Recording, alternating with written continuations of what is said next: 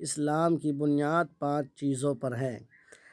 حضرت عبداللہ بن عمر رضی اللہ تعالی عنہ سے روایت ہے کہ نبی کریم صلی اللہ علیہ وسلم نے ارشاد فرمایا، بنی الاسلام علی خمس، شہادت ان لا الہ الا اللہ وان محمدا عبدہ ورسولہ وإقام الصلاة وإيتاء الزکاة وحج البیت وصوم رمضان، کہ نبی کریم صلی اللہ علیہ وسلم نے فرمایا کہ اسلام کی بنیاد 5 چیزوں پر ہے۔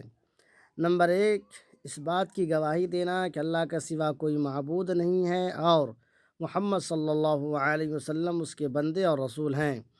نمبر 2، نماز قائم کرنا۔ نمبر 3، زکوٰۃ کی ادائیگی کرنا۔ نمبر 4، بیت اللہ کا حج کرنا۔ نمبر 5، رمضان المبارک کے روزے رکھنا۔ یہ 5 بنیادی چیزیں ہیں اسلام کے اندر کہ ان میں سے اگر کوئی شخص ایک چیز کو چھوڑ دے یا اس کا انکار کرے تو اسلام سے خارج ہو جاتا ہے۔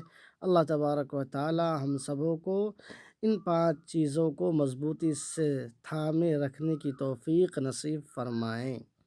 ویڈیو اچھی لگے تو اپنے دوستوں میں شیئر کیجیے۔